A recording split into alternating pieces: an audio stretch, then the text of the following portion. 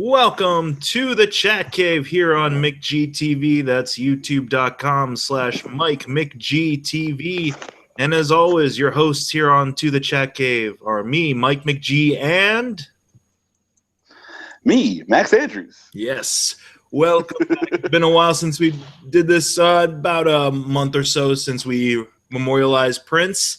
And we're back to talk Bat. We're back to talk DC. All kinds of cool stuff, especially in the coming weeks, since we got big summer movie events coming up. One of them, Suicide Squad, we'll probably be talking about quite a bit, and Killing Joke and other goodies. But for today, this is a topic that actually Max was very not vehement. I wouldn't say he was like kicking down my door about this or anything like that, but he was very interested in wanting to talk about today. So I'm gonna hand it off to Max to kind of kick things off for today's discussion. It's okay, Mike. You don't have to lie. I was beating down your door to talk about this. But no, these are the Batman, Superman. Of course, DC animated is the pinnacle of comic book animation. We're just going to talk about the Batman, Superman movies, or Superman, Batman, I guess, as they're actually called. But I always throw Batman first.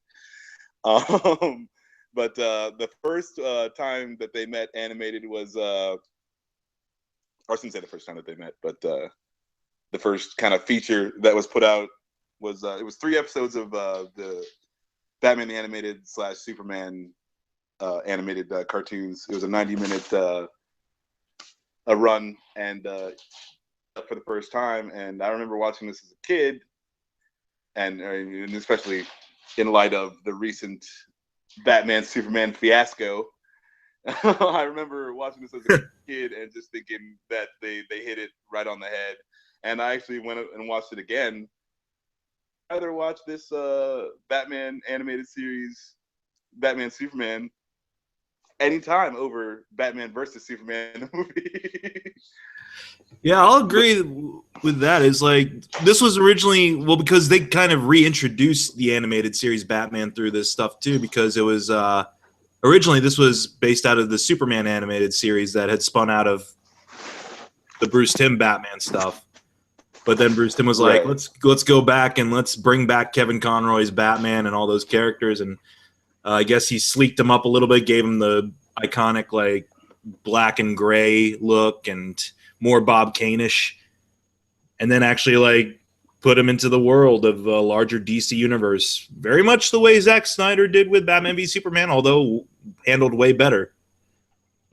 Much better. I think Bruce Timm has a better feel for the source material. No, I love this little thing. It's great. It's really fun. You see Batman and Superman kind of at odds with each other in the beginning. I mean, nothing to the extent of this recent movie, but Superman follows Batman to wherever and finds out his identity, and then goes and follows Superman's flight path, and he sees Clark, getting undressed, and he's like, hey, now we're even. And it's just there's a lot of good moments in this one. The Joker is one of the main villains. Joker, Lex Luthor, even though they're not really working together. But it was just very well handled, a lot of fun, and I don't know what else there's to say. Like, where do you remember watching this for the first time, or like did you see it later on? Well, I never seen. Did they make any changes at all for the packaging of it as a movie? Because I'd seen it and I own it as the 3-episode arc in the Superman, I think it's season 2 of the animated series. I'm sorry, I cut out there like right when you started talking. Oh, sorry. What would you say at the very end of it then? No, I just asked if you remember seeing it first or if you watched it later on. No, I remember seeing it first when it first aired as on TV, and I thought it was really cool. I was really excited because we really hadn't had that in our lifetime. Batman and Superman meeting up in any way, shape, or form, because Super Friends was a little bit before our time, I believe. Yeah. So, and that really wasn't Batman and Superman as we knew them, because they were all kind of the same characters in that show. Just all around good guys who are like, yeah, stay in school and everything. But with this one, where you have a clear distinction of who Superman is, and definitely have a clear distinction of who this Batman is based on our previous history with him in the animated series. It's one of my favorite moments, actually. I did a video when I was still on Blip TV a couple of years ago, where it's one of my favorite Batman movie TV moments when they first meet in the first episode. Like, what was it? Batman's looking for the Joker in Metropolis because he's got that kryptonite sculpture made up to look like a dragon. And he's like at this club beating up thugs, interrogating them, trying to get information. Superman shows up. Batman just instinctually like grabs him, throws him over his shoulder, and sends him hurling into a table. And the look on Superman's face is just like, did this dude seriously just do that? And I love that. I love that, like, Superman is like befuddled that this ordinary dude has the balls to stand up to him in a way. And I love that Batman is in pure I don't give a shit who you are mode throughout this whole, like, he does what he pleases. And that, you know, you get the sense of the mutual respect there, but also the kind of like, come on, man.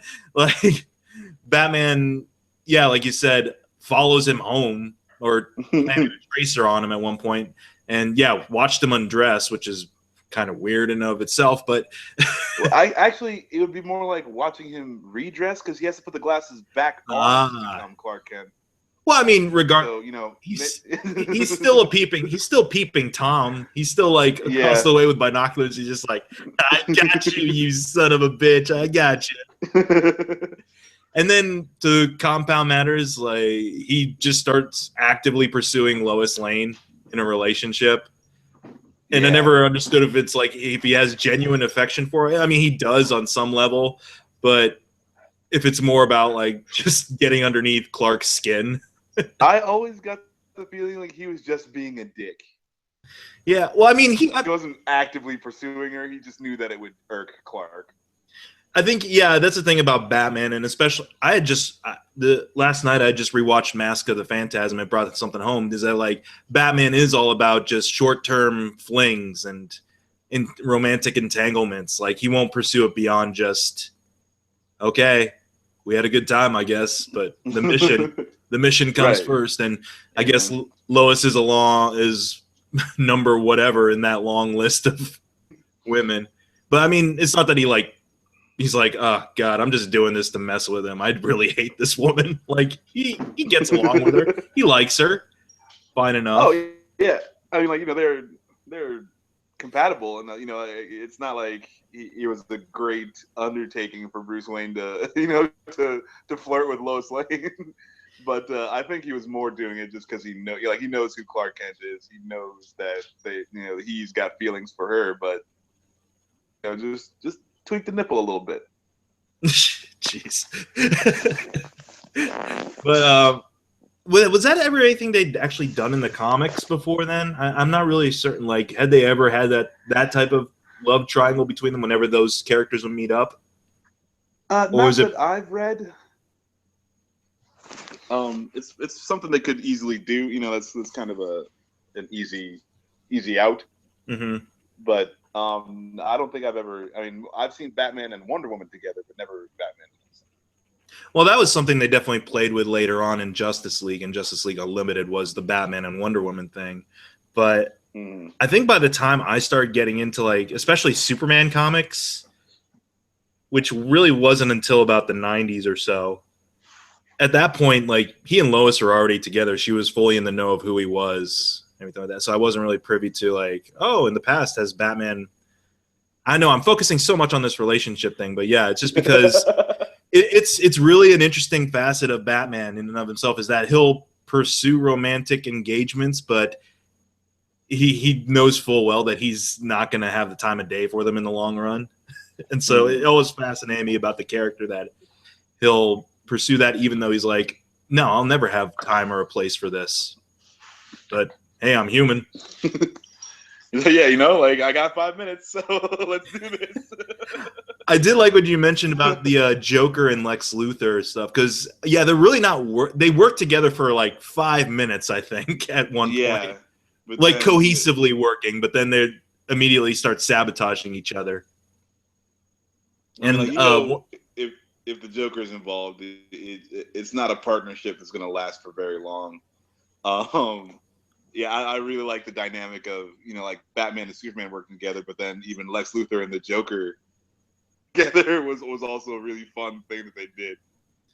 I just remember one scene that stuck out to me, and it's yeah, of course, my typical guy mode is that Joker and Lex, they're either in a limo or in a building somewhere talking to each other. And in the background, you see Harley Quinn and Mercy Graves just beating the shit out of each other because they don't. It's just pure hench girl cat fight going on in the background. And at one point, like Joker, I think puts his arm around Lex. He's just like, "You enjoying this shit as much as I am?"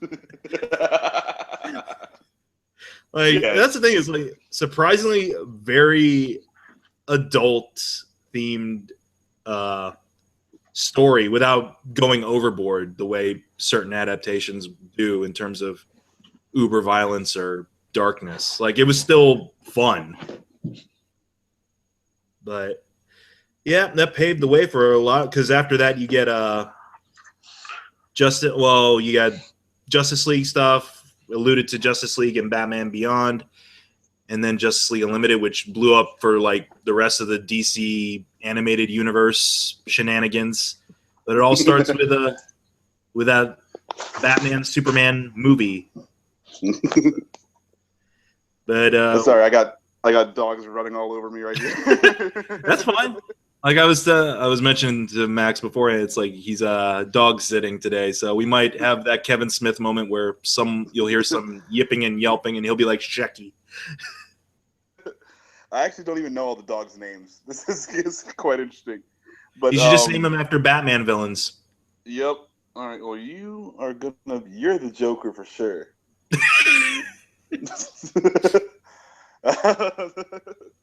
All right. Well, yeah. No, I picked this movie up. Somebody had brought it into work, and it just brought the flood of memories back, and I enjoyed this feature wholeheartedly every time I watched it. So I definitely wanted to get it in here on the podcast. In Superman, Batman, team up movies.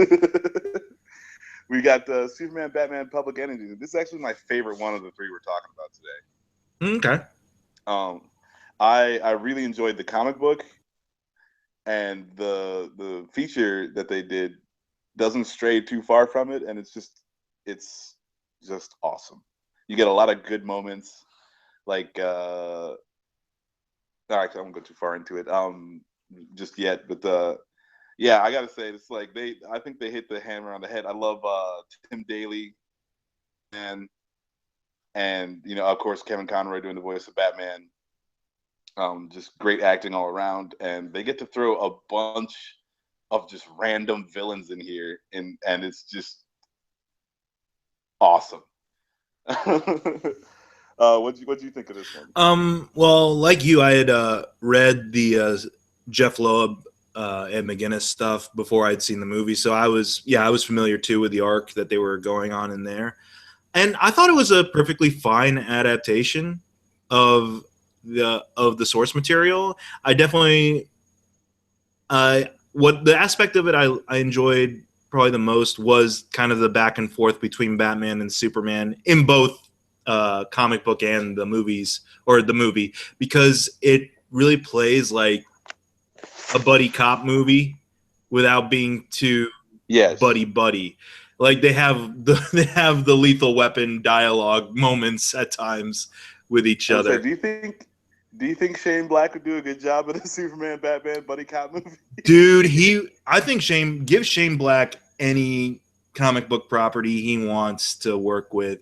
I think he can do it justice. Literally. Give him Justice League, because I like Iron Man 3 perfectly fine. I think it's a fun enough movie. But it's just like, can you imagine like the amount of dialogue that would be so cool between these two characters if they were allowed to be a little bit more, I don't want to say optimistic, but I guess a little lighter in tone than what we have recently got, where they don't say much to each other, but it's basically just because they're gloomy ass people all the time. Like in here, you get totally in this one, like, yeah, Batman's still dark and brooding, and Superman's bright and optimistic, but they play it pretty straight, like it's an action comedy movie in a way. And they brought back Clancy Brown as President Lex this time. If anything, dude. I mean, he does. He does. Clancy Brown's the shit. Yeah, I love it whenever he comes back to revisit Lex Luthor. But I don't know. He seemed at times a little too silly for me in this movie, and it didn't play off as silly in the book for me. It played off as menacing in the book, but for some reason, it kind of felt a little goofy in the show. When he starts proposing and stuff, it didn't hit the exact right tone. But I think that they're just going for he's like actually lost his mind, Mm-hmm. and all the kryptonite steroids and all the super science is finally caught up with him. And like I don't know, I see what you're saying. I feel you did get it felt zany kind of. Yeah, but, like, I mean, it was still okay, but there were times it just kind of veered into like, this is doofy as hell.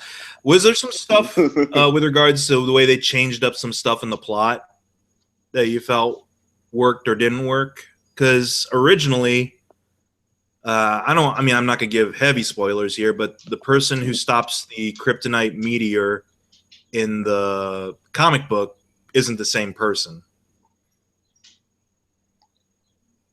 Look, it's been a minute since I read that. Captain Atom. I mean, there's a spoiler right there, and he ends up actually dying for a long time in the comics because of that. Yeah, it kind of felt like they pulled the punch as heavy, and you can the kind of lighter, kookier tone of Lex Luthor. It seemed like they know kids are going to be watching, and like with the comic book, you know that like certain people are going to read it, and it can be explained. Like you're not going to let a smaller child read the comic book if it's got all kinds of like the darker themes to it, but accessible. So they kind of pulled the heaviness out. They went for a little lighter tone. The Superman Batman stuff that Loeb wrote for that run, I mean, that was actually pretty light. Surprise! I mean, it gave you everything you want. It was like big, like you said. This movie has a bunch of supervillains, has a couple of cool superhero fights, like Superman versus Shazam and Hawkman versus Batman. Yep. But it never felt like it was being too heavy. Like it felt like a good like adventure that clipped along at a good pace, and the movie captures that quite a bit. For little kids, yeah. I mean, you got a psychopathic radiation killer, a major force. Yeah. Well, you got cool. You've got Power Girl in there, which is that's clearly for the kids going through puberty. What'd you think of the translation to the to screen, the Ed McGuinness art style? I thought they did a really good job of capturing it. It was it's pretty straight, pretty dead on. I liked it in the movie and in the comic book there. I thought they did a really good job. Cool. But this again, we got Tim Daly, Clancy Brown. Who else was in this one? Was there any other big names in this one? CCH Pounder came back as Amanda Waller. Is that Waller? Yeah, CCH Pounder came back as Amanda Waller. What's his name? Dr. Cox from Scrubs played Metallo. Metallo is one of my favorite Superman villains. I love that dude. Yeah, that was a badass fight too. Yeah, that was a pretty cool fight. I kind of missed what they did in the comics with him for that run. It was because they were implying that he was Thomas and Martha Wayne's killer, Yeah. and like Yeah, I think Batman they was. just I mean, they really trimmed the story down so it could work as a feature, and kind of took right. out all the subplot stuff. Because I know there's a whole thing where Nightwing, Robin, Superboy, Supergirl, and I think Steel's daughter all break into the White House to try and rescue them in the comic. Like at one point, there is this like all-out assault on the White House, but obviously that probably wouldn't have worked so well, and you only got a certain amount of cast members to work with. Right. Yeah. They did have to trim it, but I don't know. I really like this one. Yeah, I enjoyed it. I enjoyed it quite a bit. And you know, you always expect more out of something you're reading than something you're watching. Hey, Chucky. It would be funny if the dog actually responded to that and be like, "Oh my god!" Hey, But calm down. and the next one was was it Apocalypse? Yes. Now, Yeah. did you get the impression that this one was very much the same way? Because this is also based off of Jeff Loeb run of the comics. That this was a direct sequel to the Public Enemies video. Absolutely. Yeah. I watched this one and I was actually I was a little disappointed in. You know, it's Supergirl heavy. It's really more about her, and I don't know. Like I've never been a huge Superman fan, so the Superman sidekick's been less love for me. But I mean, I thought they did an okay job. But with when you're doing Amazons and you know Supergirl, Wonder Woman, all these like kind of like girl power things, I feel like there's a line you can. There's a line you can tread to where you're kind of going too far. It's just like, okay, we get it. Like girls can do the same stuff and yada yada, and you know where when equal, they overpower. You know, just to show that. You know what I'm saying? Yeah, the Mary. It's the Mary Sue aspect of it with with certain characters where you feel like. Well, you know, yeah, we're basically saying it's not about creating an interesting character; it's about creating a statement, essentially. Right. I don't know. I didn't really get that sense from this one necessarily. I can see where you can kind of feel as if they were kind of veering into there, but honestly, it was. Did you follow this part of the Jeff Loeb run too with the Michael Turner artwork? I read a few into these. I didn't get too far because I didn't like it. Yeah, because I mean, it plays pretty much the same way in the comics. Mm-hmm. It's like they really didn't change much up from that version either. But that's good. I mean, I agree with you that this is more a Supergirl movie, which I mean that makes sense to me because it's essentially her origin in a way, right? And there was always this aspect of the original story that I kind of enjoyed, where it's not that she's Superman's cousin, it's that she's got his powers and his heritage, but she's also being trained by, like you said, the Amazons, but at the same time there's a little bit of disciplining that she receives from Batman as well. So it's like she may be Supergirl, but she's got, she's inherited traits and stuff from these three, from the Trinity, which I was kind of found to be yeah, that is pretty cool. And it's not a bad story. I did like the Darkseid fight at the end. Mm-hmm. That was pretty on point. What'd you think of this casting of Darkseid? Because up until then, we've had Michael Ironside as Darkseid for us in the animated stuff. I didn't think it was too bad. It didn't pull me out. You know, it was solid voice acting. I don't know who the actor was on this one. probably do more research. I think. Well, I could be wrong. I thought it was the guy who's always like the few, the proud, the Marines. Maybe I don't. I think it's the same dude. I'm not sure, but that would be too good. I'm about to IMDb this right now, but no, I dug this one. Even just for like the good, solid animation. Again, solid voice acting from everybody. It wasn't a story.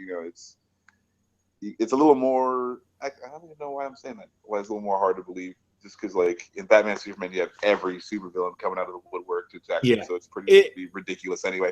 But it's a smaller story, definitely. It's a quieter story compared to Public Enemies. So and this one, it's really a lot about developing Supergirl, and I thought they did an all right job. I just, again, I was like, to me, it felt kind of preachy, and and but it was solid. Like, I definitely had a good time. Supergirl was played by Summer Glau, River from Firefly.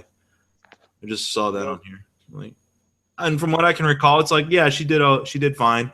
I'll admit, there was a lot of the whole, I'm gonna find out, I promise I'm gonna find out who I am and everything like that, and the soul searching definitely plays into it a lot.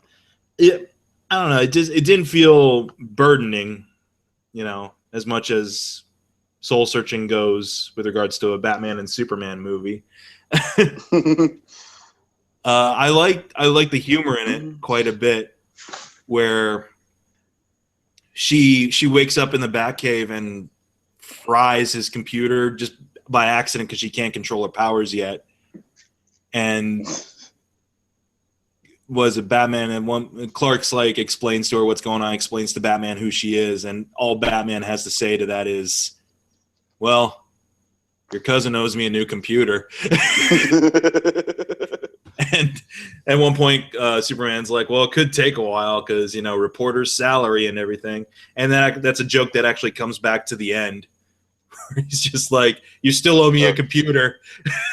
As he's like, now he's got to rebuild the whole farm. He's like, hey, reporter's salary, dude. And I like when they go to visit, what's her name? Big Barda. Because at one point, first off, they get Susan Eisenberg back as Wonder Woman from her role in Justice League. So that was cool hearing her again. So they all go visit Big Barda before they suit up to head to Apocalypse. And Barda's like, well, here's my stash of all my Apocalypse weapons stuff. Will it? And then Batman's just like, well, no, I'd say that'll do. Batman's actually pretty witty in these movies, I guess, is what I'm getting at. I kind of like that, where he could just be grim and quiet, but throughout all these movies, he has kind of a snark and a sense of humor about him. Oh, like my favorite line out of the Public Enemies was when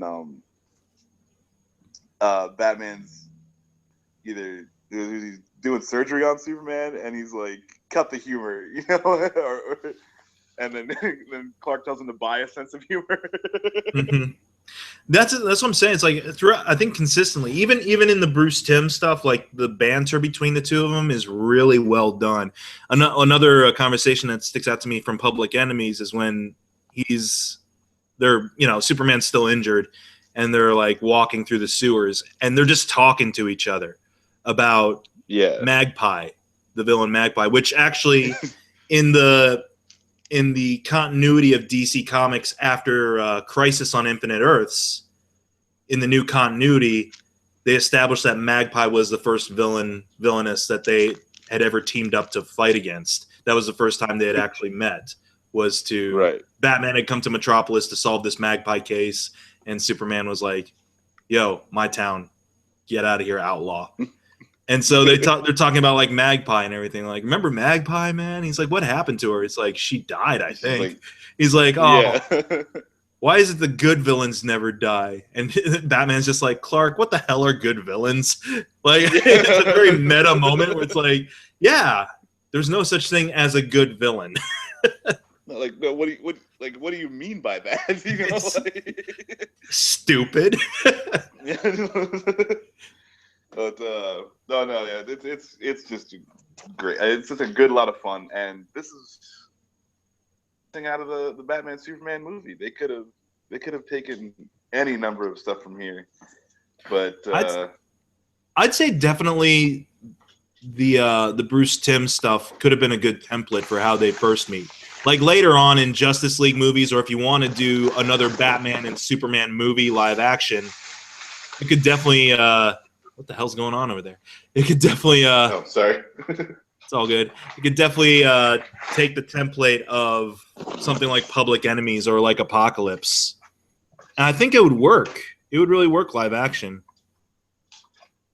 The good news is with the Suicide Squad movie coming up, we could see a Public Enemies kind of deal down the pipeline.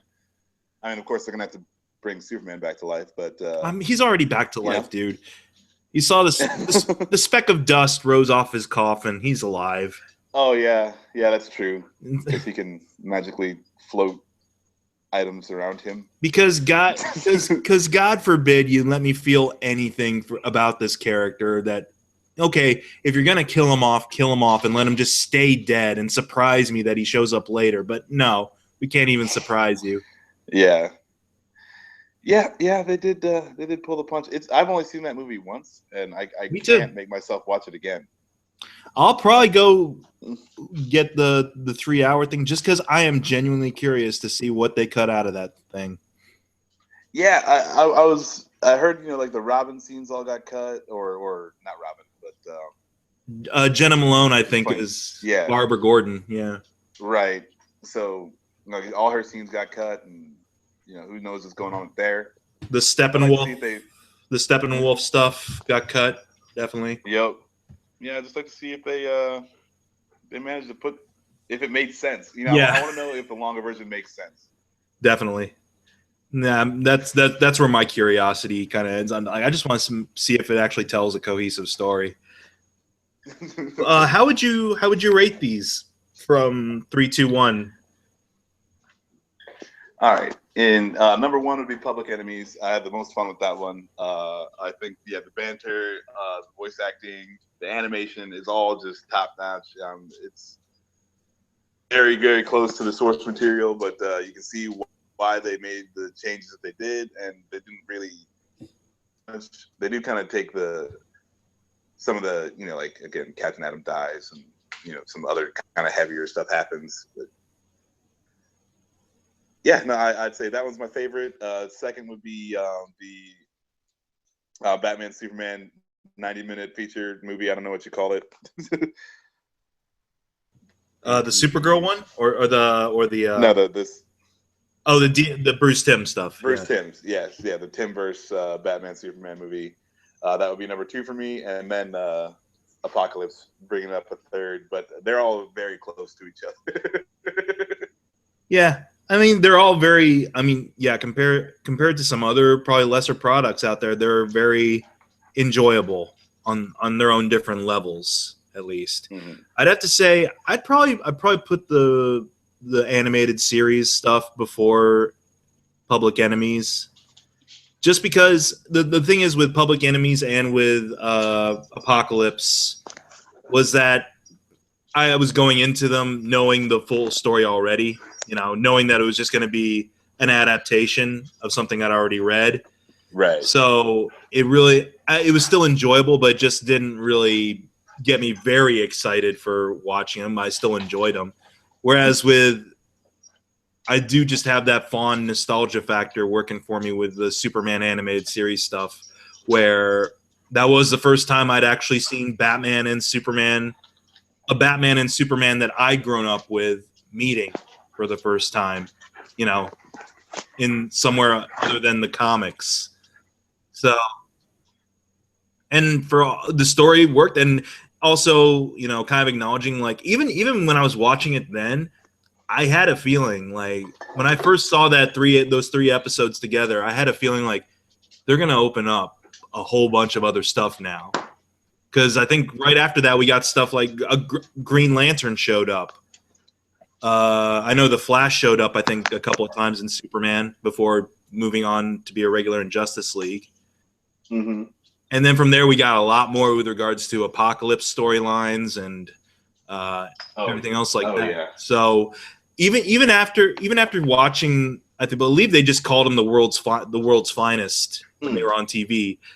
Yes. But even watching it then, I had a feeling like, cool, we're finally going to get a Justice League at some point thanks to this. So that's why it's number one for me.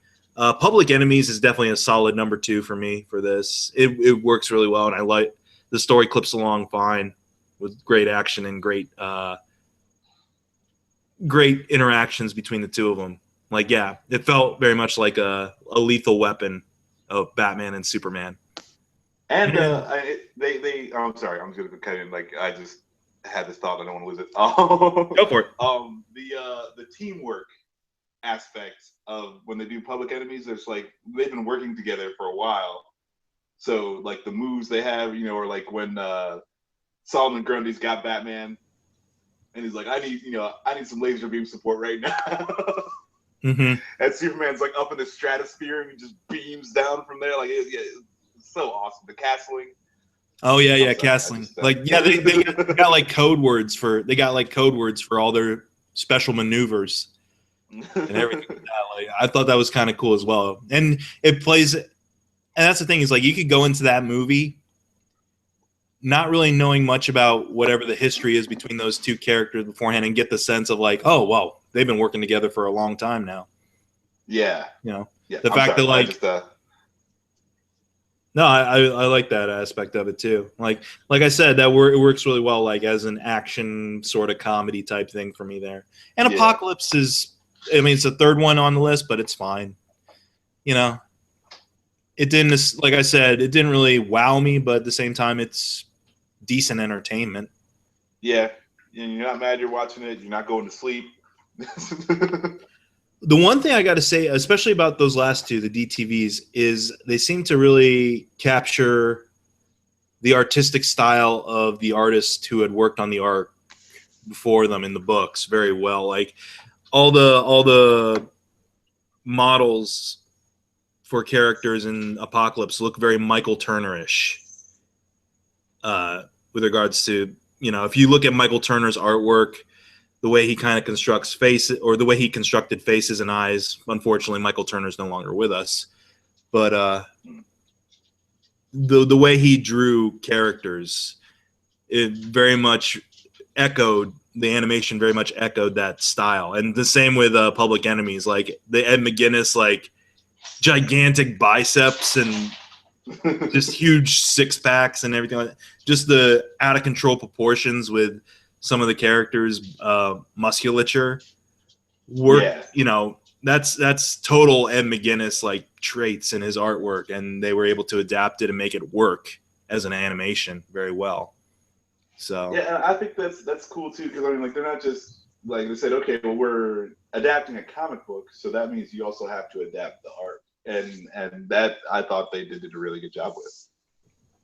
Well, because they didn't just take the story and adapt that into a feature. They took also, everything with it.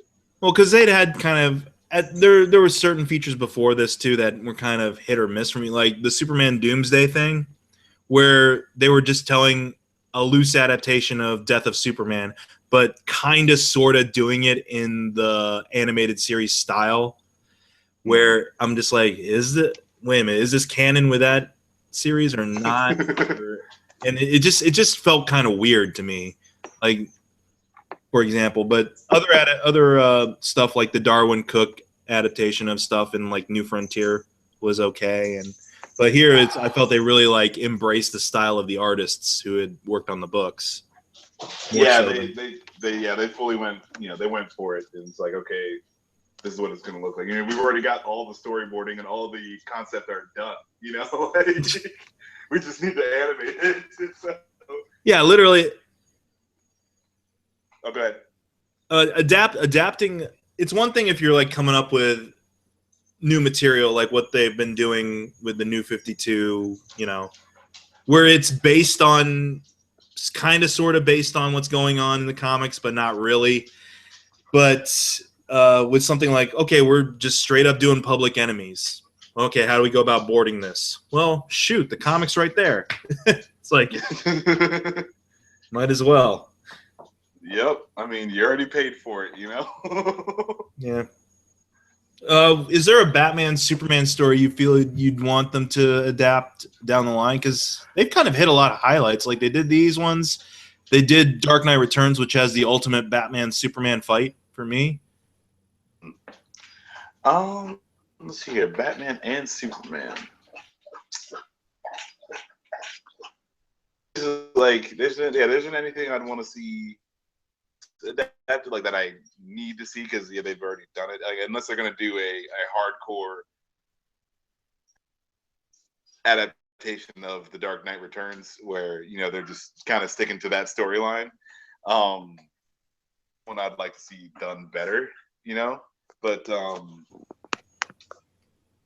no, I'm pretty good. I would like to see them take the even the Batman, or like the Timverse. I'd like to see them take that one and move that to live action.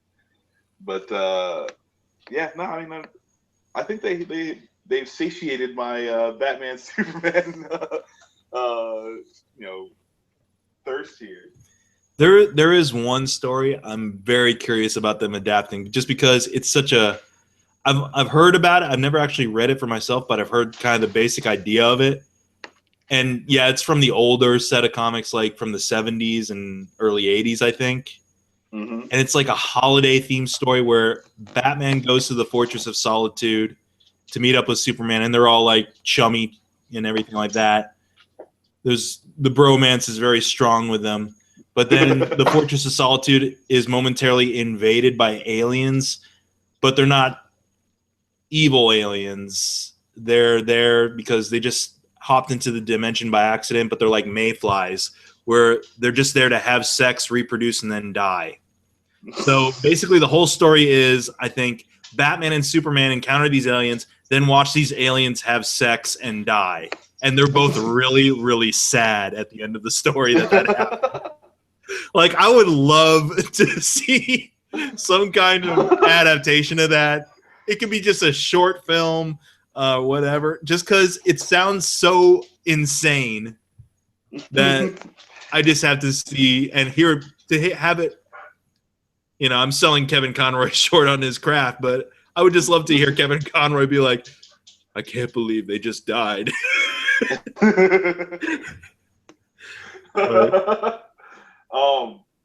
Please make that happen, Warner Brothers. I don't think you're going to see that one. I would also love to see it, though. We can start a petition, change.org. Please make the Batman Superman sad sex alien story arc happen. Oh my goodness. That would be good, as far as like, you get to see the core of Superman and Batman like as people, or how they would react to such a thing, and that would be really, really fun to watch. Mm-hmm. But yeah, I don't think we're gonna see that.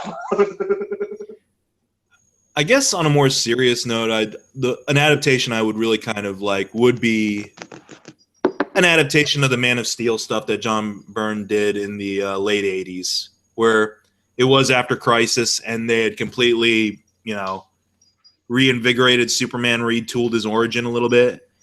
And Man of Steel started off as it became its regular series, but it started off with like this 6-issue mini almost that reintroduced Krypton, reintroduced Superman, his folks, Lois, Lex.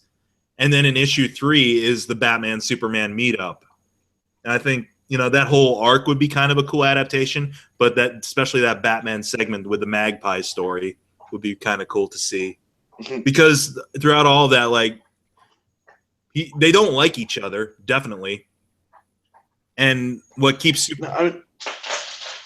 What was that, man? Yeah.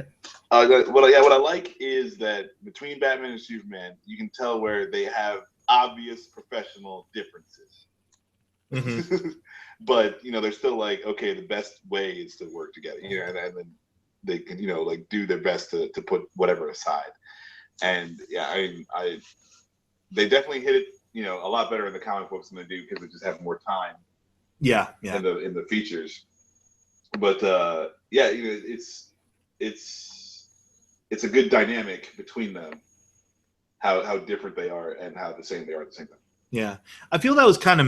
I know I'm kind of circular and I'm kind of harping on the live action again, but that was something I was kind of missing a little bit, was this aspect of, deep down their cores, they're both good people in a way. Like in that arc or in that particular story about Magpie, what keeps Superman from just taking Batman into jail, because at that point Batman's still considered an outlaw and Superman's like, well, I'm gonna, it's very much the same beat as Batman v Superman, where he's like, hey, you're trampling on civil liberties and all that stuff. I'm going to take you in if you step out of line.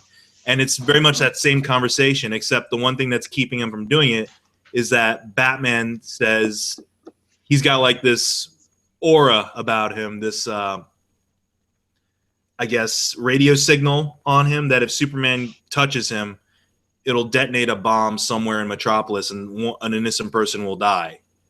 And Superman's like appalled that he would do that. And at the very end of the book, you realize that the bomb was on Batman the entire time. So even then, and then at the very end, Batman's like, yeah, he's kind of a goody good, and but he's kind of a remarkable person. And maybe in a past life, I could have called him friend. Like, it's bittersweet too, because prior to that, they had been like the best of buddies. But I like the development that the relationship has taken in recent years, where it's tense, but at least like you said, it's more about a working relationship. They're able to work together. They don't have to necessarily agree with each other all the time. Yeah, they're not planning barbecues on Sunday and stuff like that. But they can definitely, they need each other. And Batman knows that there's a situation that he can't handle, like Superman will be there, and vice versa. And also it's about the checks and balances. I think they do a good job of that too, where Batman's always got the kryptonite on him, or the kryptonite ring, and Superman knows his identity and yada yada. So they have that over each other to keep each other from doing anything crazy. And again, I'm coming back to the BVS, but to kind of throw it a bone, since we got dogs in the audience, to throw it a bone, as it were. I did kind of like that the movie, even though he came about agreeing with Superman on certain things from out of nowhere, I did like that at least it left Batman off saying like, well, if I ever encounter another one of his kind again, I'll be a little bit more open-minded or something like that.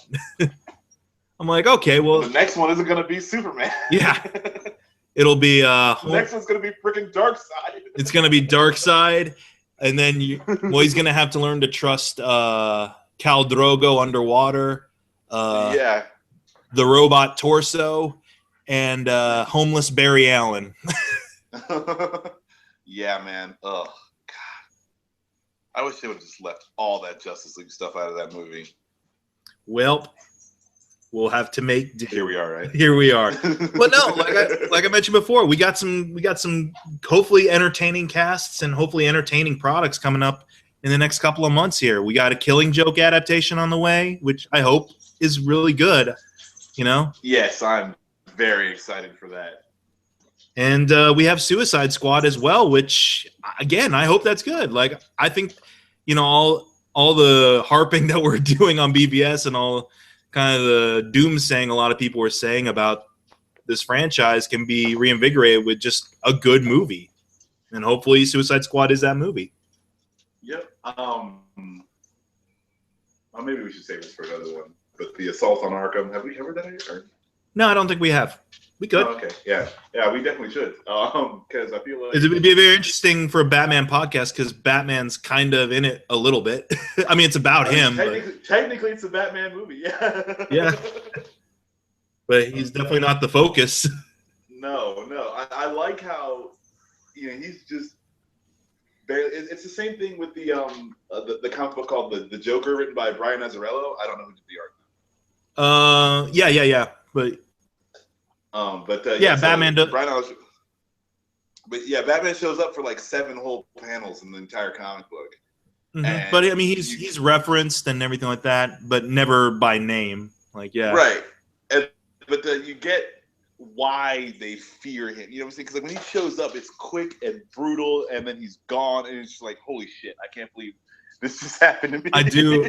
I remember the last like thing the Joker says in that book too, and yeah, he only has like one line of dialogue in that entire series, and he's like, Joker's like, you're all made up in darkness and dark garb, except for this window with your mouth. You know, all we can see is your mouth. Why? Why is that? And all Batman says, like really quietly, is like to mock you, and then lunges at him.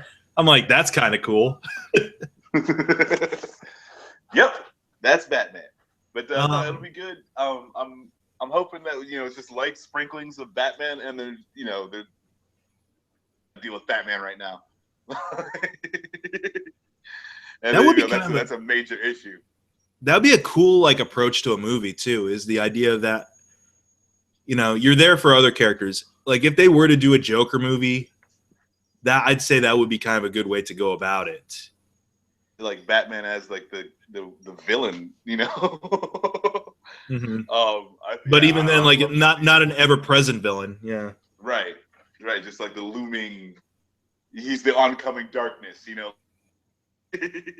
and then when it finally gets there, it's just brutal. But yeah, I hope.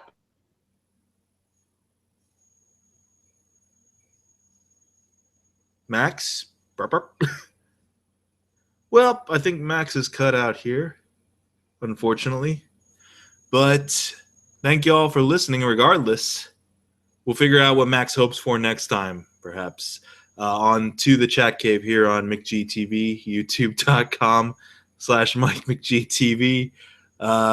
That was Max Andrews. I want to thank him very much for bringing this topic to my attention, that we could talk and reminisce about these films, and go check out all of these films at some point.